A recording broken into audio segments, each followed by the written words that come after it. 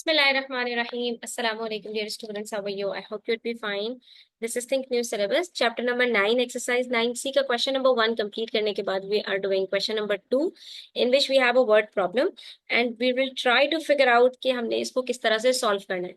Before starting the question, let us first understand कि हम जब कोई भी activity perform करते हैं तो वहां पर हमारे पास time duration को calculate करने के लिए तीन फिगर्स बहुत ज्यादा इंपॉर्टेंट होती हैं. That is the starting time of an activity. एक एक्टिविटी आपकी किस टाइम पर, पर्टिकुलर टाइम पर स्टार्ट हुई है, देन द एंडिंग टाइम, और वो कब एंड हुई है, और उसके बीच का जो पीरियड है उसको हम कहते हैं टाइम ड्यूरेशन. ठीक है. इसको हमने किस तरह से समझना है कि अगर हमारे पास स्टार्टिंग टाइम दिया हुआ है लेट्स से 11 PM. ठीक है, मैंने एक एक्टिविटी 11 बजे स्टार्ट की और उसके बाद मुझे उस particular activity, let's say I was walking, या आई वाज डूइंग ट्रेडमिल, या आई वाज कुकिंग, और मुझे उस एक्टिविटी के अंदर लेट्स से 1 आवर 30 मिनट्स का टाइम लग गया. ये जो हमारे पास टाइम होगा ये हमारे पास डिजिटल में होगा. सिमिलरली ये टाइम भी हमारे पास डिजिटल होगा, लेकिन टाइम ड्यूरेशन के कितना टाइम लग रहा है वो आपके पास आवर्स एंड मिनट्स में होगा. ये आपको याद रखना. ठीक है. अच्छा, अब मुझे एक एक्टिविटी के अंदर 1 घंटा 30 मिनट्स लगे हैं. किसी भी एग्जाम्पल को करने के लिए बस एक कोई भी पर्टिकुलर एग्जाम्पल आपने अपने माइंड में बना लेनी है. ठीक है. कि अगर आपको कहीं भी प्रॉब्लम आ रही है कि ये समझने में कि मुझे यहाँ प्लस करना है या माइनस करना है या क्या करना है मुझे, तो आप एक छोटी सी एक एग्जाम्पल उसी वक्त अपने माइंड में बनाइए और आप अपने आप को बताएं कि भाई मैंने एक कोई भी एक्टिविटी स्टार्ट की 11 PM पर, और फिर मुझे लगा उस काम को करने में 1 आवर 30 मिनट्स. ठीक है. अब मुझे एंड टाइम कैलकुलेट करना है, तो मैं कैसे कैलकुलेट करूंगी? तो यहाँ पर मैं सिंपली फिगर आउट कर सकती हूँ कि मेरी अगर एक्टिविटी 11 बजे स्टार्ट हुई है और मैं 1 घंटा लगा रही हूँ उसको करने में, तो 1 घंटे के बाद मेरा टाइम क्या होगा? सिंपल, मुझे यहाँ पर क्या करना पड़ेगा? 11 PM में ऐड करना पड़ेगा. Very good. तो 11 PM के अंदर मैं ऐड कैसे करूंगी? 1 घंटे के बाद उसके अंदर टाइम क्या होगा? 12 नून. ठीक है. 12 बज गए, और 12 बजे के बाद अभी कंप्लीट नहीं हुई है, मुझे मजीद 30 मिनट्स लग रहे हैं, तो मैं इसके अंदर 30 मिनट्स और ऐड करूंगी तो इट विल बी 12:30. सिंपल. एक एक्टिविटी जो 11 PM पर स्टार्ट हुई थी वो कब जाके एंड हो रही है? 12:30 पर. और ये मैंने कैसे पता लगाया? मैंने सिंपली स्टार्टिंग टाइम के अंदर टाइम ड्यूरेशन को ऐड किया. अब अगर आप इन फॉर्मूलाज को याद करने की कोशिश करेंगे तो आप भूल जाएंगे, लेकिन अगर आप इसको अपनी रियल लाइफ के साथ रिलेट करेंगे तो आपको हमेशा याद रहेगा. कोई भी एक्टिविटी स्टार्ट कर रहे हैं उसके बाद उसके अंदर कितना टाइम लग रहा है, एंडिंग टाइम कैलकुलेट करने के लिए हमने क्या करना है? सिंपली दोनों को ऐड कर देना है. अब इसी तरह से हम थोड़ा सा रिवर्स वर्किंग करते हैं. लेट्स से कि मुझे एक एक्टिविटी को परफॉर्म करने में 45 मिनट्स लगे हैं और ये टाइम ड्यूरेशन है मेरा, और वो एक्टिविटी मेरी एंड हुई थी लेट्स से 8:30 पर या 8:35 पर. ठीक है. अब मुझे पता लगाना है कि मेरे पास ये स्टार्टिंग टाइम क्या होगा. अब क्या करूंगी? मैं ये सोचूंगी कि मैं अगर अभी एंडिंग टाइम को मुझे पता है और मुझे टाइम ड्यूरेशन भी पता है कि एक्टिविटी एंड हो रही है 8:35 पर, वो कब स्टार्ट हुई होगी? अगर मैं कहूँ कि वो 10 मिनट पहले स्टार्ट हुई है तो ये पहले वाली चीज आ रही है ना. स्टार्टिंग टाइम का मतलब क्या है? एक चीज पहले हुई है. एंडिंग टाइम का मतलब एक चीज बाद में आई है. तो जो चीज पहले होती है वो हमें रिवर्स वर्किंग करनी पड़ती है. वहां पर हमने क्या करना पड़ेगा? हमने वहां पर सब्ट्रैक्ट करना पड़ेगा कि अगर एक एक्टिविटी एंड हो रही है 8:35 पर और 45 मिनट्स लगे हैं उसको एंड होने में, तो वो स्टार्ट कब हुई होगी? हमने यहाँ पर रिवर्स वर्किंग करनी है. कैसे रिवर्स वर्किंग करेंगे? 8:35 से अगर मैं बैकवर्ड्स चली जाऊं 35 मिनट्स, तो यहाँ पे मेरे पास क्या टाइम हो रहा होगा? 8 o'clock. ठीक है. लेकिन मेरे पास टोटल टाइम कितना है? 45 मिनट्स का. तो 45 माइनस 35, अभी मुझे और कितना सब्ट्रैक्ट करना पड़ेगा? 10 मिनट्स. तो 10 मिनट्स और पीछे चली जाऊं अगर मैं, तो 8 o'clock में से 10 मिनट्स अगर सब्ट्रैक्ट करें तो क्या आंसर आता है? 7:50। इसका मतलब है ये एक्टिविटी कब स्टार्ट हुई होगी? 7:50 पर। तो आपने देखा कि अगर हमारे पास स्टार्टिंग टाइम और टाइम ड्यूरेशन था तो हमने एंडिंग टाइम निकालने के लिए सिंपली ऐड किया, और अगर एंडिंग टाइम और टाइम ड्यूरेशन था स्टार्टिंग टाइम के लिए हमने सिंपली सब्ट्रैक्ट किया। और सेम यही काम हम टाइम ड्यूरेशन के लिए भी कैलकुलेट करेंगे, तो हमने वहां पर एंडिंग टाइम में से स्टार्टिंग टाइम को सब्ट्रैक्ट करना होगा। लेट से आप एक मूवी देखने के लिए जाते हैं और वो मूवी आपको टाइम ड्यूरेशन पता लगाना है कि आपकी मूवी स्टार्ट हुई 6 PM पर और वो एंड हुई 9 PM पर, तो आपको क्या इसमें याद रखने की जरूरत है कि आपका टाइम ड्यूरेशन कितना होगा? आप सिंपली क्या कहेंगे कि भाई अगर एक चीज 6 o'clock पर स्टार्ट हो रही है, 9 o'clock पर एंड हो रही है, तो सीधे सीधे उसको कितना टाइम लग रहा है? 3 hours। तो यहाँ पर हम क्या कर रहे हैं? 9 PM यानी 9 जो हमारे पास एंडिंग टाइम है उसमें से हम 6 PM को सब्ट्रैक्ट कर रहे हैं, तो हमें पता चल रहा है कि यहाँ पर 3 hours का टाइम ड्यूरेशन। ठीक है, तो अगर आप इनको एग्जाम्पल्स के साथ रिलेट करेंगे तो आपको ये याद रखना बहुत ज्यादा आसान हो जाएगा। Now let's get back to the question. Question के अंदर हमारे पास यहाँ पर कह रहे हैं वसीम स्पेंट 3 hour 15 minutes। सबसे पहले आइडेंटिफाई करना है कि हमारे पास जो टाइम दिया हुआ है स्टार्टिंग टाइम होगा, एंडिंग टाइम होगा, या टाइम ड्यूरेशन। और ये कैसे आइडेंटिफाई करेंगे? एक एक्टिविटी जब स्टार्ट होती है तो स्टार्टिंग टाइम, एंड होती है तो एंडिंग टाइम, और उसके बीच में जो हमारे पास टाइम होता है वो हमारे पास आवर्स और मिनट्स के अंदर टाइम ड्यूरेशन होता है। अगर मैं किसी भी काम करने के लिए जो स्पेंडिंग टाइम है मेरा, वो मेरा टाइम ड्यूरेशन होगा। तो Wasim spent 3 hours 15 minutes at a fun fair. एक फन फेयर में गया वसीम और वहां पर उसने जो टाइम स्पेंड किया, टाइम स्पेंड करने का क्या मतलब है? जो उसका टाइम ड्यूरेशन है वो हमारे पास आ रहा है 3 hours 15 minutes। टाइम ड्यूरेशन पता चल गया।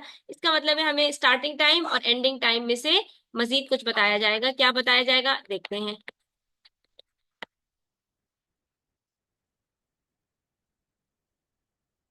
If he arrived at 14:20, what time did Wasim have left the fun fair? अगर वो फन फेयर पे पहुंचा है 14:20 पर, तो वो फन फेयर से कब निकल कर गया होगा? इसका मतलब है यहाँ पर हमें क्या बताया जा रहा है? उसके पहुंचने का टाइम, यानी स्टार्टिंग टाइम। फन फेयर पर आया 14:20 पर, 3 hours 15 minutes स्पेंड किए, तो एंडिंग टाइम हमें कैलकुलेट करना है। तो अब या तो आप टाइमलाइन यूज कर सकते हैं कि 14:20 से अगर हम जाते हैं 3 hours आगे। अच्छा, अब ये टाइम हमने देख लिया ये कौन से क्लॉक में है? 24 hour क्लॉक के अंदर, क्योंकि इसके बीच में डॉट डॉट नहीं है, AM PM नहीं है, इसका मतलब है ये 24 hour टाइम है, और ये 14:20 है। तो हमारी 12 बजे की जो क्लॉक है उसके अंदर हमारे पास मैक्सिमम 12 o'clock तक होता है, उसके बाद फिर टाइम रिपीट होता है। ठीक है, अब ये 14:20 का मतलब है ये 24 hour क्लॉक है। 3 hours का क्या मतलब है? आफ्टर 3 hours 1 2 3, 14 15 16 17, 3 घंटे के बाद क्या टाइम हो गया होगा?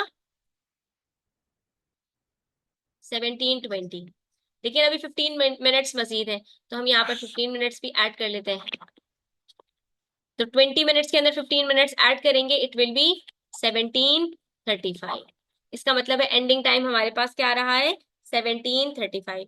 और दूसरा तरीका क्या है कि आप सिंपली स्टार्टिंग टाइम और टाइम ड्यूरेशन को ऐड कर लेंगे। कैसे ऐड करते हैं? आवर्स को आवर्स के साथ ऐड करते हैं, मिनट्स को मिनट्स के साथ ऐड करते हैं। Starting time is 14:20, 14 hours 20 minutes, और time duration is 3 hours 15 minutes। इन दोनों को हमने प्लस कर लेना है। ठीक है, 0 + 5 5, 2 + 1 3, 4 + 3 7, और 1 एज इट इज। तो आंसर आ रहा है हमारे पास 17:35, विच इज द सेम जो हमने टाइम लाइन से कैलकुलेट किया।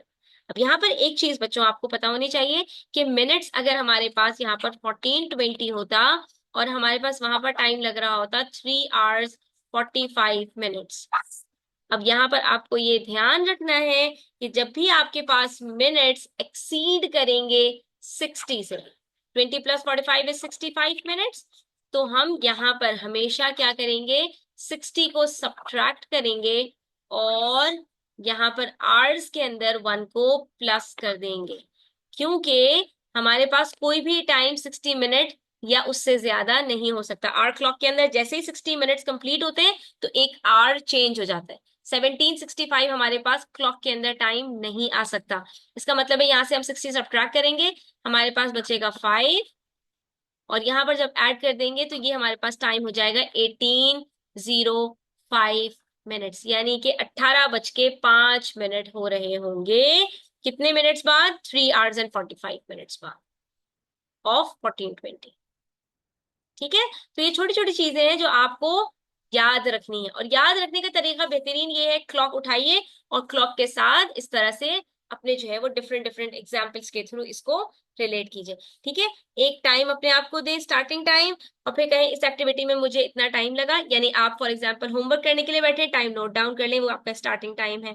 ठीक है, और उसके बाद टाइम ड्यूरेशन कैलकुलेट करें कि जब आपका एंडिंग टाइम आ रहा है तो अब मुझे कितना टाइम लगा अपना होमवर्क में, तो अपना स्पेसिफिक जो आपका पर्टिकुलर एंडिंग टाइम था वो भी रखें, दोनों को सब्ट्रैक्ट करके देखें तो आपको पता चल जाएगा टाइम ड्यूरेशन कितना है। ठीक है, इसी तरह से आप एक स्टार्टिंग टाइम लें और उसके बाद कहें कि मुझे, लेट से सपोज करता हूं मैं कि इस एक्टिविटी को करने में मुझे इतना पर्टिकुलर टाइम लगेगा, मेरा टाइम ड्यूरेशन इतना होगा। तो इसका मतलब है कि अगर मुझे एक्टिविटी को करने में 1 घंटा लग रहा है या 1.5 आवर्स लग रहे हैं, तो 1.5 आवर्स के बाद टाइम क्या होगा, तो मेरे पास कितना खेलने का टाइम बचेगा। तो इस तरह से आप क्या कर सकते हैं कि बहुत अच्छी इसकी प्रैक्टिस कर सकते हैं। अब नेक्स्ट क्वेश्चन है हमारे पास, a flight which left Hong एट 5:35 PM। जो चीजें आपको बताई जाया करें आप उसको फौरन फौरन नोट डाउन करें। तो फ्लाइट है, हांगकांग से फ्लाई कर रही है, और ये स्टार्टिंग टाइम आपको बता रहे हैं 5:35 PM, 12 आवर क्लॉक के अंदर बता रहे हैं। और ये स्टार्टिंग टाइम क्यों है? क्योंकि जर्नी स्टार्ट हो रही है हांगकांग से। अराइव्ड एट टोक्यो, टोक्यो पहुंच रही है वो, तो ये आपका क्या होगा? On the same day at 10:50 PM, ये आपका हो गया एंडिंग टाइम। ठीक है, उसके डिपार्चर टाइम भी आपको बता दिया, उसका अराइवल टाइम भी आपको बता दिया कि जर्नी कब स्टार्ट हो रही है और कब खत्म हो रही है। ठीक है, अच्छा, नेक्स्ट आपसे कह रहे हैं if Tokyo is an hour ahead of Hong Kong, Tokyo का जो टाइम है वो हांगकांग से 1 घंटा आगे है। आपको टाइम ड्यूरेशन कैलकुलेट करना है। अब आपकी मर्जी है कि आप चाहे यहाँ से, क्योंकि वो 1 घंटा आगे है, इसका मतलब है यहाँ पर जब 10:50 हो रहे होंगे तो हांगकांग में क्या टाइम हो रहा होगा? हांगकांग के अंदर इस वक्त -1, यानी 9:50 PM हो रहे होंगे। और जब भी एडिशन और सब्ट्रैक्शन ऑफ अ क्वांटिटी हम करते हैं तो हमेशा हमारे यूनिट्स सेम होने चाहिए। अगर हम हांगकांग का टाइम स्टार्टिंग टाइम ले रहे हैं तो एंडिंग टाइम भी हांगकांग का होना चाहिए। अगर हम स्टार्टिंग टाइम टोक्यो का ले रहे हैं तो एंडिंग टाइम भी टोक्यो का होना चाहिए। अब अगर आप यहाँ पर स्टार्टिंग टाइम 5:35 PM ले रहे हैं तो एंडिंग टाइम हांगकांग का 10:50 PM पर क्या होगा? 9:50 PM, क्योंकि टोक्यो का टाइम 1 घंटे आगे है, हांगकांग का टाइम 1 घंटे टोक्यो से पीछे है। तो हांगकांग के अंदर इस वक्त जब 10:50 PM टोक्यो में हो रहे होंगे तो हांगकांग में 9:50 PM हो रहे होंगे। तो टाइम ड्यूरेशन कैलकुलेट करना क्या मसला है? सिंपल है, आप क्या करेंगे टाइम ड्यूरेशन कैलकुलेट करने के लिए? 9:50 में से 5:35 को सब्ट्रैक्ट कर देंगे, आवर्स में से आवर्स को, मिनट्स में से मिनट्स को सब्ट्रैक्ट। ठीक है, तो यहाँ पर हमारे पास है 4, 1 0 10, 10 - 5 is 5, 4 - 3 is 1, और 9 - 4 is, तो टाइम ड्यूरेशन हमारे पास क्या आ गया? 4 hours 15 minutes। इसका मतलब है कि हांगकांग से टोक्यो की जो फ्लाइट है उसका टाइम ड्यूरेशन 4 घंटे 15 मिनट का था। यानी ये आपके पास जो फ्लाइट थी ये 4 hours 15 minutes की थी, तभी वो टोक्यो में 9:50 PM according to Hong Kong time पहुंची है, जबकि वहां पर टोक्यो में 10:50 हो रहे थे। ठीक है, इसी तरह से अगर मैं चाहूं तो इस क्वेश्चन को मैं इस तरह भी सॉल्व कर सकती थी कि अगर मैं टोक्यो के टाइम के हिसाब से इसको सॉल्व करती तो फिर मैं क्या करती? 5:35 में +1 कर देती कि टोक्यो का टाइम 1 घंटे आगे है, तो ये क्या हो जाता मेरे पास?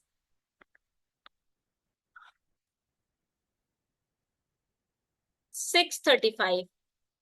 यानी कि फ्लाइट टोक्यो के टाइम के हिसाब से 6:35 पर स्टार्ट हुई है और टोक्यो के टाइम के हिसाब से 10:50 पर एंड हुई है। तो फिर हम यहाँ पर क्या करते हैं, 10:50 में से 5:35 को सब्ट्रैक्ट करते, सॉरी 6:35। अब दोनों टाइमिंग्स किसके हैं, टोक्यो के अकॉर्डिंग है, तो वही आंसर आता है आपके पास 1 hour, sorry 4 hours 15 minutes. Answer में कोई फर्क नहीं पड़ेगा, सिर्फ आपका मेथड सही होना चाहिए। ठीक है। अच्छा, अब इसको आप टाइम लाइन के थ्रू भी कर सकते हैं। ये हांगकांग का टाइम है विच इज 5:35 PM। ठीक है। और ये टोक्यो का टाइम है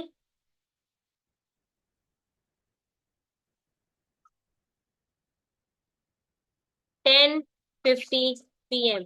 If Tokyo is an hour ahead of Hong Kong, it means Hong Kong में इस वक्त क्या टाइम हो रहा होगा, वो भी हम यहाँ पर लिख देते हैं 9:50 PM। ठीक है, टाइम ड्यूरेशन कैलकुलेट करना है।